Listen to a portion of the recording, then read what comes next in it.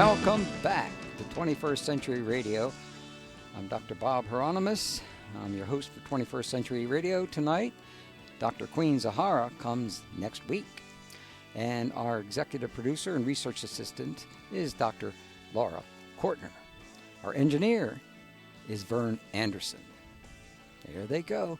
And by the way, our dear friend Frank Luber is no longer at WCBM. And I miss him a great deal, always will. We worked together very hard over 15, 16 years ago. When Frank didn't have a job, he was let go by television station, and we worked our ears off to make sure that he got on WCBM. And I'm so sorry that he is no longer with us. Our guest is Ellen Evert Hopman, The Sacred Herbs of Samhain, Plants to Contact the Spirits of the Dead, Destiny Books. And you'll find a link to elleneverhopman.com, and you can also, by the way, at tribeoftheoak.com. And both of those are on the front page at 21stcenturyradio.com. Now, we were about ready to hear a story from our guest about when she was very young. I don't know how young, but we'll find that out in a minute. You with us there, Ellen? Yep. Are you ready with the big story? Well, yeah, I think what I was saying is that in this country we've suppressed May Day, Beltane, which is the spirit night, which is on the opposite side of the year, which is the veils are very thin. The veils between the worlds are just as thin at Beltane as they are at Samhain. So the ritual that I just gave you, at Beltane I wouldn't necessarily, well, you could still use a skull, but at Beltane it was more traditional to find a blooming tree, like a blooming apple tree or a blooming hawthorn or a blooming elder, and you would sleep under it, and then you would see the fairies. You would have a vision, and the fairies, of course, live in the same realm as the ancestors. They're in the other world. Mm-hmm. But what I was starting to say was that when I was about 5 years old, I still remember. I only went to public school for 1 year in the United States because I went to school in Europe after that. But while I was here in the States, we were celebrating May Day in public school, and we made May baskets, and we made them out of paper. We cut little paper flowers, and we made little paper baskets, and we were told to hang it on somebody's door. And I used to walk to school and back when I was very young, and we all did that. We all walked to school. You know, that was normal. These days, nobody walks. You know, they take the bus or. But anyway, I think more kids should walk to school. It's a good thing to do. So anyway, on the way home, I hung the basket on somebody's door, just random.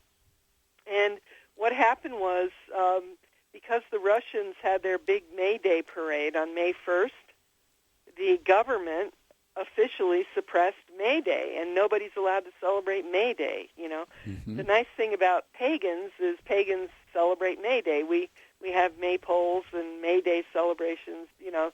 We're keeping that whole custom going, and the Morris dancers, of course. But the general public, while the general public remembers Halloween, and because they've made it into a big commercial holiday, the general public does not observe May Day.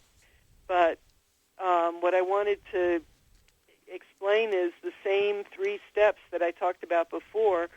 Set up your herbs of protection, then set up herbs to pull in gentle, positive spirits, then use the herbs that will help you to communicate with the other world. You could do that at Beltane, or you could just go sleep under a blooming tree. That's a time-honored thing to do. Why is every death we experience but an opening to the next realm of existence? Can you talk about this, please? Well, we're on a journey, And just because you die doesn't mean that your journey ends. One thing that I talked about the different kinds of druids that are out there. By the way, if you want to understand the different kinds of druids, I did write a book called The Legacy of Druids, which it's by a British publishing company called Moon Books. But I highly recommend that book because I interviewed archdruids and leaders of all the major druid groups in Britain and in the United States and Canada. Wow. So you really get a sense of the overview. But one thing that all druids believe is we all believe in reincarnation. That's universal. Mm-hmm. And in fact, the ancient druids said that death is but an interval in the midst of a long life. That's an actual druidic quote. And that was recorded by a Roman observer who was studying the druids. So, our culture, again, has we have a very strange attitude towards death. We think it's something shameful or something that you're not supposed to talk about, that you're supposed to hide. There's very specific times when you're allowed to talk about it, which is at a funeral, a wake, but any other time you're supposed to just keep quiet and hold it all inside, and it's considered rude to even talk about it or think about it. And it's which is a very strange kind of unnatural attitude towards death. It is. No indigenous culture has that attitude. That's correct. And I think that's really a serious problem with most of the major, religions, especially in regards to certain types of Christianity, Judaism, etc., etc., etc. Well, what kind of herbs would you use to foster communications with the dead? Okay, so assuming you've used your herbs of protection and then used your herbs to pull in gentle, positive energies, then you can go about communicating. So one thing you can do is park yourself underneath a poplar tree. A poplar tree? Or an aspen. If you've ever watched a poplar tree, they have leaves that tremble. And they're incredibly sensitive. They're very sensitive to your thoughts and your intentions. And in ancient Greece, for example, it was considered a funeral tree. It was sacred to Gaia, the earth goddess. Poplar is added to flying ointments. That's a whole other topic. But what you do is you basically give your message to the poplar tree, and then the poplar sends it. And the way you know that it's being sent is the leaves begin to shiver. That's just one example, okay? Druids like to work with trees, so that's a tree thing. Then there's a rather profound plant called Dittany of Crete, and Aleister Crowley was fond of this plant, and he learned about it from Blavatsky, Madame Blavatsky, who wrote The Veil of Isis. Mm-hmm. You know that book? Oh, certainly. We call good old HPB. HPB, exactly. She taught Aleister Crowley about Dittany of Crete, and she learned about it, I believe, in Greece, or Crete. Maybe she went to Crete. I don't know. But Dittany of Crete is sacred to Persephone and Osiris, and Persephone, of course, is associated with the underworld. Osiris is associated with death and resurrection because, he gets put... the pieces of his body get disseminated every year, and then Isis comes along and puts him back together every year. Dittany of Crete is also sacred to the moon goddesses like Luna, Astarte, Diana. They wore it as a wreath on their head. And Aleister Crowley, of course, being the beast that he was, he thought, well, I'm going to use this plant to summon demons. So that was his goal, Probably if I was going to use it, I would want to be summoning a moon goddess, but he used it to summon demons. but Blavatsky taught him that it was a great plant to enhance clairvoyance. And so in the book, The Sacred Herbs of Samhain, I have an actual quote from Aleister Crowley in there about how he set up his altar, exactly which directions and everything. And then he burns the dittany of Crete, and he says the room gradually filled with smoke, and then a form appeared. They saw an actual form appear. Mm-hmm. But that was, his intention was to summon a demon. I don't find that terribly interesting, but he did. Another example from the Irish tradition would be hawthorn trees.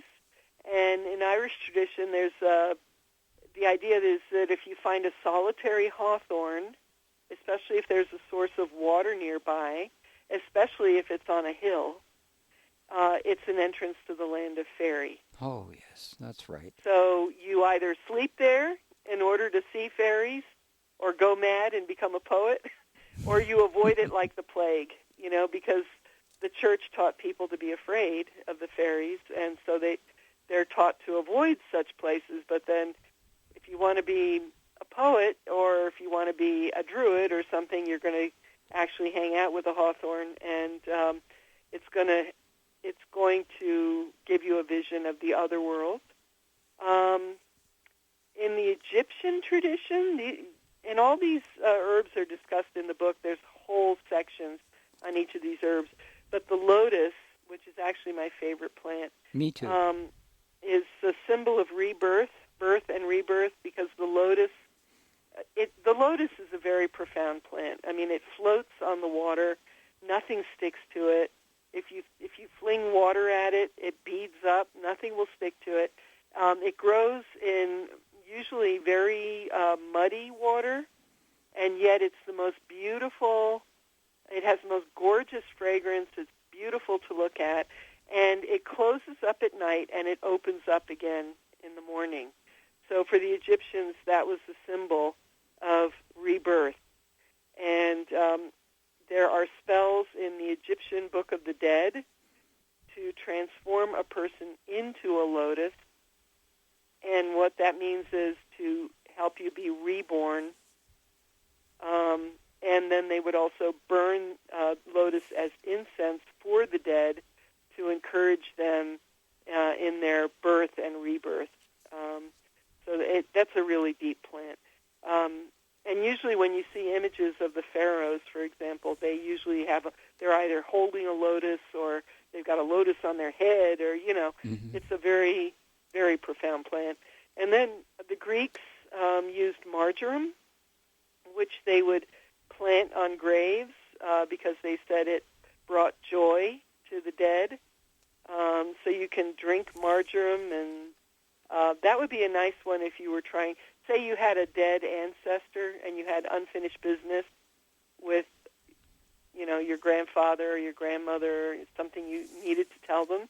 Marjoram would be a really nice plant to work with. And mullein is another one. That's used in teas to help you see the other world and communicate with the other world. It helps with lucid dreaming and astral travel. And then, of course, there's mugwort, which opens the third eye. A lot of people are familiar with mugwort pillows. They make mugwort pillows so they have vivid dreams. But you can also drink very strong mugwort tea. You can burn mugwort as incense and inhale it, and it opens the third eye, which helps you to communicate with the dead. I want to talk a little bit about apples. Mm-hmm. But we need to do that after the break, my boss is telling me. Okay. So that's what we're going to do when we come back with our guest, Ellen Evert Hopman. We're also going to learn, let's see, a number of other things.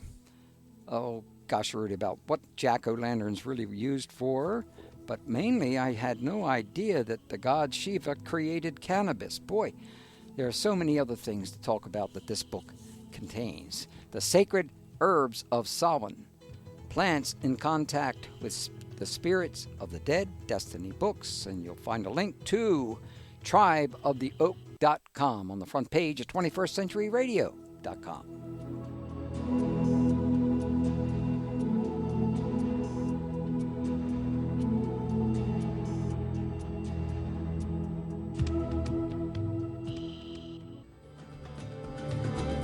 Hi, my name is Her Excellency Aina Olomo. I'm a Yoruba priestess, and you are listening to 21st Century Radio with Dr. Bob Hieronymus.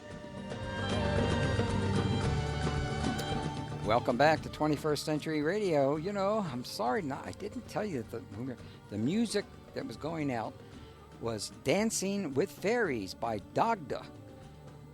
It's a matter of, and also the music we're listening to as we came in is Marrakesh Night Market by Lorena McKenna.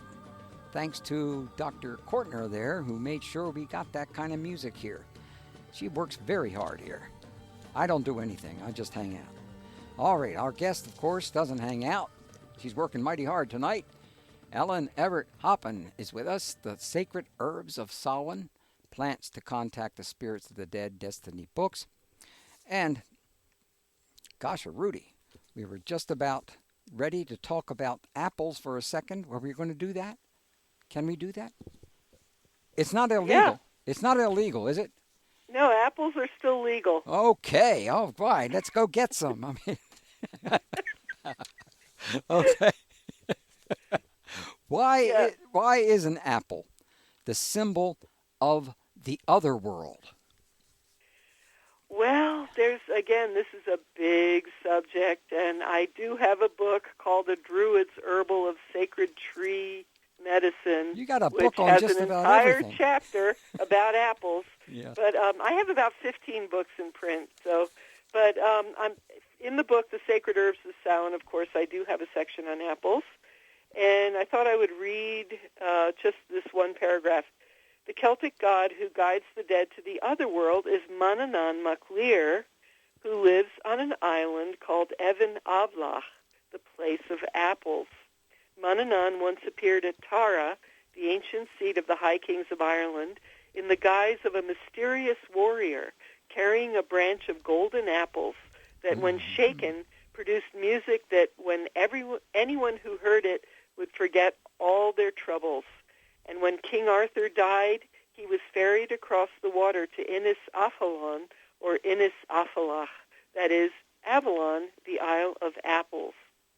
And Druids to this day use a ritual tool called a bell branch, or apple branch, which is a stick of apple wood with 9 bells on it.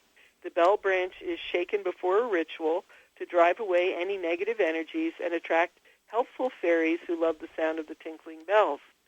So, you know the old Halloween game, I don't know how many people still do this, but bobbing for apples? I sure do. And I know what it's all about because you told me. I did? Yes, in this book you did. Yes, you told me. Oh, in the book. Okay. So you, in the old days, you would have a barrel filled with water and you would put apples in there. And then people, with their hands behind their back, they had to try to, bite one of the apples and get it out of the barrel. So what does that mean? Yeah. When you put your head under the water, you are entering the she realm, because that's why the Celts would make offerings to water. That's why they would throw swords and shields and jewelry into water, because when you throw things into water, the water takes the offering down to the underworld of the she, or the fairies.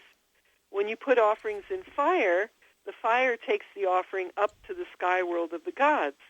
And that's why in a Druid ritual, same thing in a Hindu ritual, by the way, because the Celtic religion was actually the western end of what became Hinduism. That's the whole Indo-European tradition. But you have to have fire and you have to have water. So when you're bobbing for apples, you're actually symbolically going to the other world. And, I mean, there's a lot more to this. Back in ancient times, they didn't have candy the way we do. Like, we can walk into any store now, and there's sweet candy and donuts and cupcakes, and I mean, everywhere you go, there's sweet stuff. I mean, we're just surrounded by it. But back in ancient times, there were very few sweet things, and they had apples, and they had plums, cherries, and honey, and that was really it, you know. And honey, there's a whole law book devoted just to bees and to honey, but that's another subject. But so they couldn't think of anything more wonderful or sweeter than an apple. So when they visualized the other world, the summer land, they visualized it, or they saw it as a place that had blooming apple trees, and all year round the trees were blooming, and all year round the trees were producing fruit. And that's how you know when you're in the summer land, because you get to this place where all the apple trees have flowers, leaves, and fruit simultaneously. And if you're in a locked room and a woman appears carrying a branch that has flowers, leaves, and fruit on it, you know that she came from the other world. There are stories about that. That's how you know.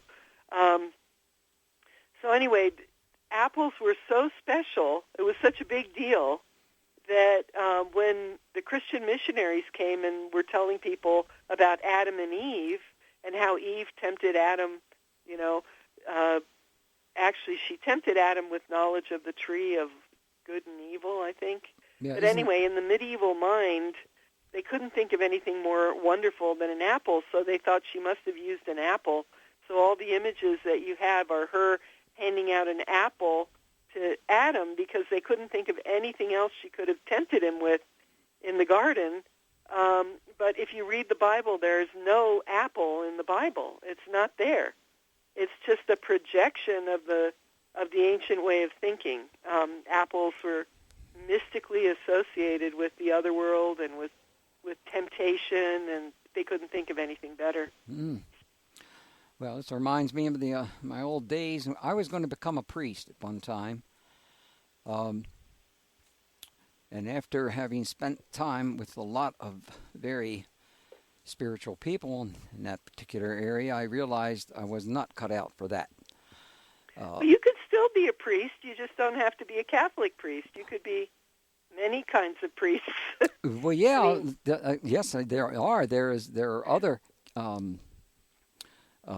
especially in the esoteric traditions, other priesthoods in that area. But all this time that I spent trying to become a priest, then when I studied the Dead Sea Scrolls, and then I got into studying the Gnosticism, then I realized that it's a good thing I didn't go in that direction. Well, I have a lot of things to say on that subject, but the only thing to keep in mind is, there's that saying, what would Jesus do, right? And a lot of what passes for religion these days has nothing to do with Jesus. That's correct. Or what Jesus said or what Jesus would do. So if you just stick to actually what Jesus said, like, taking care of the poor, healing the sick, honoring strangers, honoring immigrants, that's what Jesus taught, right? All the things we don't do today. Exactly, and the churches don't do it. No, they don't. They don't. Especially when you think about these big mega churches and the Vatican, and I'm going to get in trouble now. No, you're not. But try to imagine Jesus, who said, don't even wear shoes. Cast the shoes off your feet and walk barefoot, right? Right, exactly. Imagine him walking into the Vatican. They'd throw him out as a hippie or something. Exactly. They wouldn't let him in. They'd say, you got to have shoes. Yes, no shoes, no service. Oh, I remember that one. No shirt, no shoes, no service. Yeah. That's what we used to do at the beaches. You can't do that, or whatever. Some kind of swimming pool. Gosh. While we're talking a little bit more about trees, because there are other questions I have, obviously. What about, how did the Celts use the jack-o'-lantern? What did they use it for? Again, that's a big subject. We don't have any small subjects here. For the Celts, the soul was in the head. Mm-hmm. I think in our culture, for some reason, we think the soul is in the chest, don't we? Yes, that's what we're told. Yeah, but for the Celts, the soul was in the head.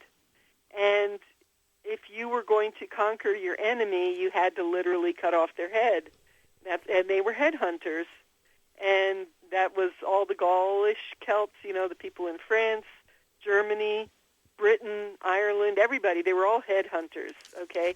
And warriors would cut off the head, and then they would tie the heads to their horse by the hair and ride home with all their heads and show off the heads, and everybody would think, what a great warrior you are. And then in France, being very French, they created little niches in their house, and they would put the heads in the niches, the skulls of all the people whose heads they took.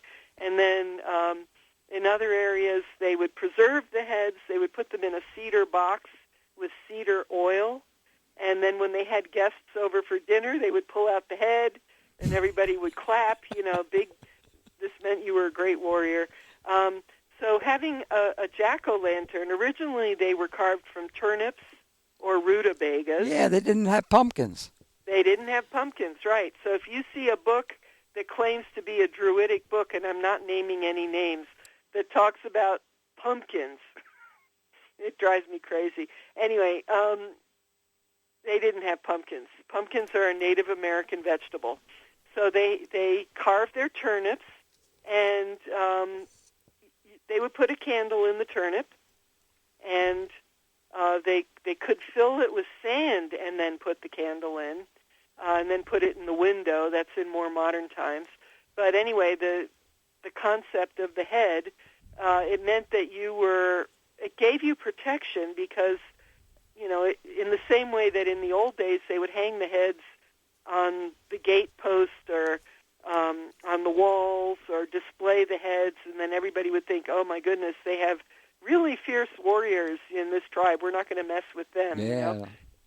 So you have your jack-o'-lantern, and you're telling the spirits, it's just another way of protecting yourself from nasty spirits, because the spirit's going, oh my goodness, they have a severed head. I'm not going to go near that house. Well, no one wants to become headless. I mean, that's reasonable. Now, here's an important question. Uh-huh. You ready? It's about the Druids. Okay. The Druids held that nothing is more sacred than mistletoe, which I have been using to overcome cancer, and has been selected by God himself as an object of his special favor. What else can you share with us about mistletoe? Oh boy, that's a big one too. Well, all of these are important, of course. Okay, it's not American mistletoe, it's European mistletoe. It's called Viscum album. That's the Latin. Anthroposophical medicine has created a remedy called Iscador, which is made from mistletoe, which they inject in your veins. That's what I use. That's what you use. Okay, yeah. So the Druids, the only full Druid ceremony that we have a record of is the gathering of the mistletoe. And Pliny wrote about this. Some people say Pliny, a Roman historian, and he described the ritual. And this is why Druids in Britain like to wear white. This is where the color white came from. Oh, yes. But the mistletoe has white berries, and I believe that the Druids were wearing white specifically for this ritual just to honor the mistletoe because it has the white berries. But anyway, so what would happen is when they found mistletoe growing on oak, which didn't happen very often, it was rare. More often you find it growing on poplar trees, apple trees, things like that. But when they found it growing on oak, they had a big ceremony. So they would bring 2 white oxen, which they would sacrifice in thanks. And, when they sacrificed the oxen, this is nothing terrible. They would, kill the oxen and then share the meat. Some of the meat would go into the fire and it was sent up to the gods. The rest was shared with the community. So they would sacrifice 2 oxen. One Druid dressed in white would climb the oak tree with a golden sickle, which couldn't have been gold because gold is too soft, so it must have been bronze, or bronze with a gold covering, maybe.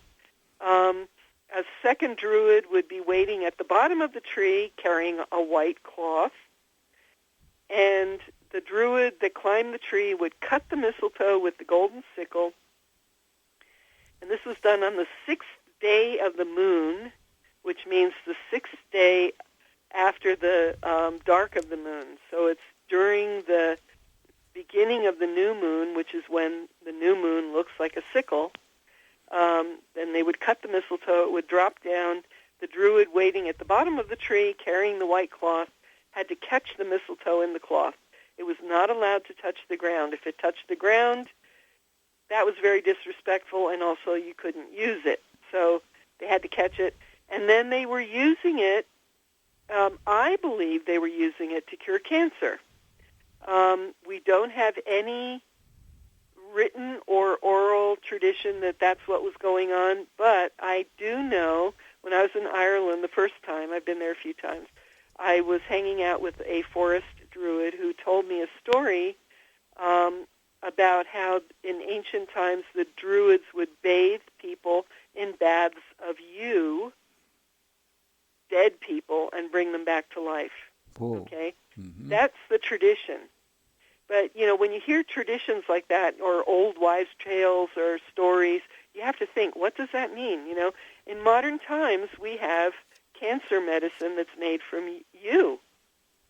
And I believe what they were doing is they were bathing people in baths of yew, people who had cancer, and they were curing them.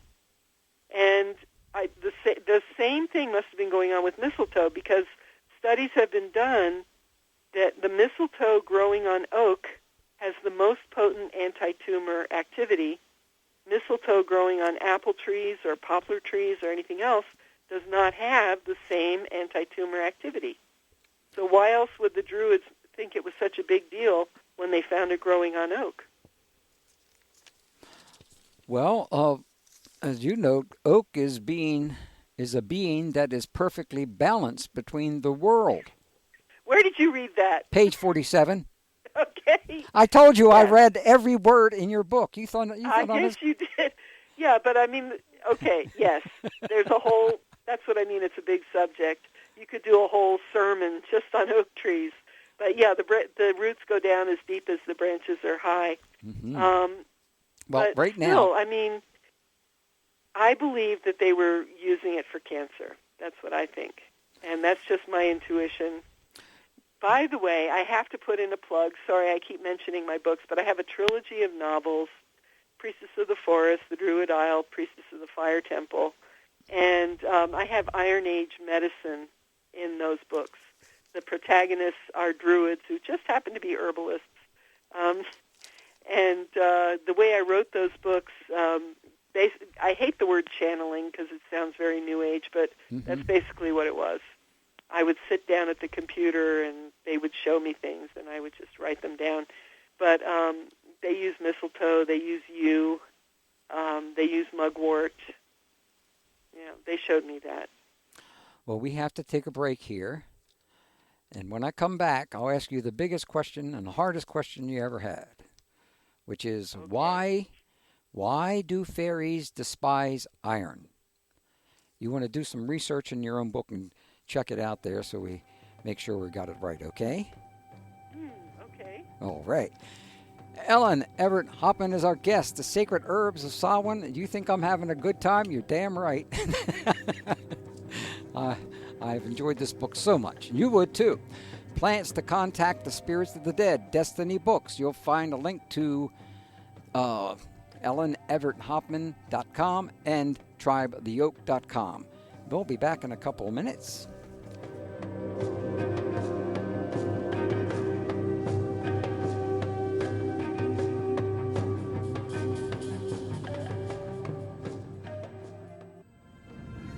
Hi, I'm Reverend Dr. Karen Tate.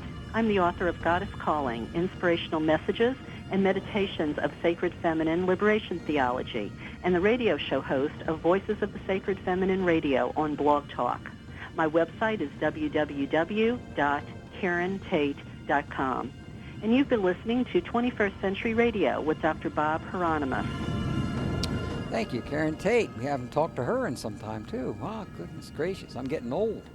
Well, I'm not getting too old. I guess I'm getting a little younger, too, or something like that. Our guest is Ellen Evert Hopman, and the book, again, is Sacred Herbs of Samhain, Plants to Contact the Spirits of the Dead, Destiny Books, and I have a deal for you. I really got a good deal for you, and it goes like this. If you buy a copy of this book called Sacred Herbs of Samhain, and you can prove it easily by a receipt, then you can have your choice of any book that I or my wife has ever written, or any book that we still might have from the past, we're going almost on 40 years here on 21st Century Radio. So we got a lot of books from a long time ago. And some of you listeners have been listening to us for all that time period. So all you got to do is make sure you get a copy of this book, prove it to us, and you can make your choice of any of the book, any video, any DVD, because there are a lot of those too as well. Okay? That's all you got to do. Now, let's get back to our guest here. Are you with us, Ellen? Yes. Yes, I am. Good. Don't you think that's a good deal? Oh, that's amazing. Yeah, I think it's a damn good deal. Anyways, now, but we were talking about why do fairies despise iron? Okay, well, I'm going to tell you something that's not in the book. Oh, okay. Oh, good. I'll just add it to it. Just tell me which page it's on, and I'll load it down. Go ahead. Okay, so when the sons of Mill, or the Celts, came to Ireland, they came from Spain. They came from Galicia, which is northern Spain, or Celt Iberia, and they were the first Celts. Now, this is all oral tradition, but I happen to have a lot of respect for oral tradition. So do I. I've met a lot of Native Americans, for example, who tell stories that go back, 600 years, and they were able to find the grave of an ancestor because they had the story, But anyway, the story is that the first Celts came with their druid. Amergin was his name, and we even have some of his poetry. And that's what I mean when I say the Irish tradition is older than the British tradition or any other Druid tradition that we have. But we have the poetry of Amergin. So the thing is, it's not that amazing to think that the Celts from Spain went to Ireland because in the summer the current will naturally take you there. Yeah. You can get into a boat with no oars, and the current will just take you to Ireland. It'll take you to Linz and in Britain, or it'll take you to Ireland, or you can just keep going and it'll take you to Scandinavia. That's just the way the winds go and the currents go. So the story is they got in their boat and they went to Ireland, and the people that were inhabiting Ireland or in charge of Ireland at that time were, of course, not Iron Age. They weren't Celtic. They were pre-Celtic, so they didn't have iron. So the Druids of the Celts and the Druids of the people that were in Ireland, or Éire at the time, had a big Druidic battle, and the Celtic Druids won, and they drove the people, the Tuatha De Danann, they drove them underground. So the people that had been living in Ireland before the Celts were driven underground, and of course that's where the Sidhe are, and that's where the fairies live, under the mounds, under the Sidhe mounds, and so they don't like iron because it's bad news. Does that make sense? Oh, of course it makes sense. Of course it does. I knew that. Yeah, so I'm not a witch, and it's always mystified me that when modern witches do a ceremony, they will use a iron sword or an iron knife, which they called an athame, to cast their circle. It makes no sense to me whatsoever, because as soon as you pull that out, you're repelling all the fairies. They don't want to be anywhere near you. That's right. At that point. And in fact, in Scotland, when they created a need fire, which is a big communal ritual fire, which they would do when there was a communal issue like cow disease or, some kind of sickness moving through the community. Everybody in the community would work together to create a need fire, and the people that kindled the fire could not wear any metal on their body. They had to empty their pockets, take off all their jewelry. They couldn't have any metal. And that's why, because you don't want to offend the spirits. Certainly don't. Which goddess do you contact at Samhain, and why? Well, different people work with different ones, but as far as I'm concerned, the one most appropriate would probably be the Morrigan. And the Morrigan is actually three. She's a triple goddess. And in Celtic tradition, all the high gods are triple. And Bridget is Bridget, Bridget, and Bridget. There is no maiden, mother, and crone. That's a modern idea. There's no such thing as maiden, mother, crone. If you have a triple Bridget, it's three Bridgets. They're the same age. The Morrigan is three goddesses that are the same age. Lu was born of triplets. Even though there's one Lu, he was born with two brothers who died. All the high gods, they always appear as three. So the Morrigan is three. She is the death goddess, the battle goddess. She will appear as a raven or a crow. And then, the stories are that if you were a warrior, you knew if you were going to die because you would cross a stream or go near a stream, and you would see this beautiful woman washing armor or weapons in the water. And there would be blood on the weapons, and she would be washing it. If you had that vision, that was the Morrigan telling you that you were going to die. And then after a big battle, when all the dead soldiers are lying on the field, the warriors, the first thing that would happen is these clouds of ravens and crows would show up, and they would start pecking out the eyes of the dead. Well, that's the Morrigan. And I think what happened over time was the crows, being very smart, when they saw humans fighting, they knew that there were going to be dead warriors pretty soon. And free eyes. Huh? And free eyes. And free eyes, yeah. Yeah, so get better vision. So they would show up before the battle. So they said if you saw the crows showing up before the battle, that was the Morrigan coming for their feast. So anyway, she's the battle goddess, the death goddess, and her colors are red and black. Red and black. Yeah, red for blood, black for the crow and the raven, and so on. So in the book, I have a ritual for working with the Morrigan, which involves scrying, which is when you have a bowl of water, and you put stones that you get from under water, like under a stream or under a lake. From the bottom of the water, you gather those stones, you put those in a bowl, cover them with water. The ideal is to get stones from the source of a river. That would be a really cool thing. And then you put that on the altar and you gaze at you soften your gaze and you look between the air and the surface of the water, and you get a vision. But I have a whole ceremony where I show you how to do that in the book. Well, if we had time, and we only got about 2.5 to 3 minutes right now, I'd ask you more about that. But are you working on another book now? Of course.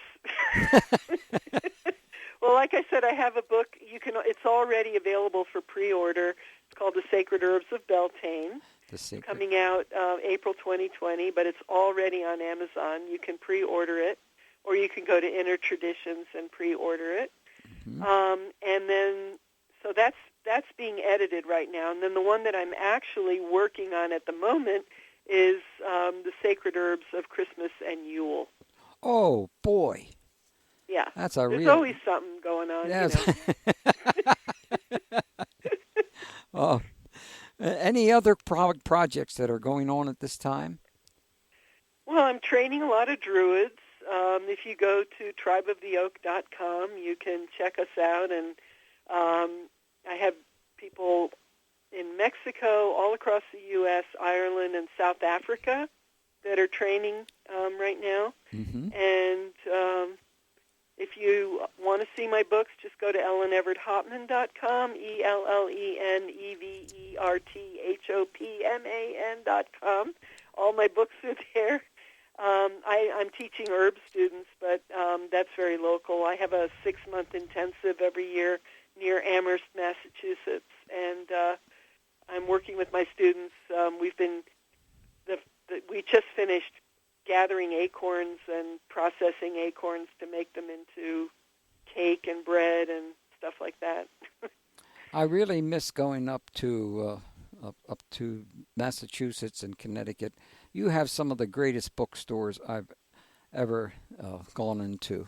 And well, Amherst, Massachusetts has more.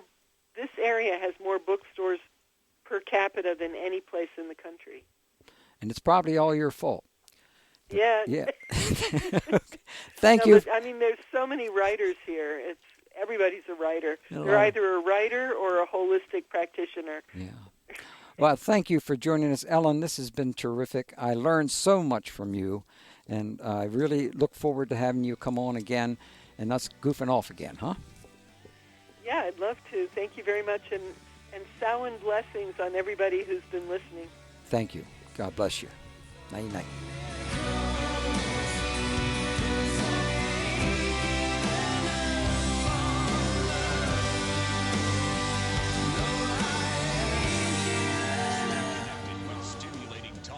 Breaking news on Talk Radio 680 WCBM, Baltimore, and WCBM.com.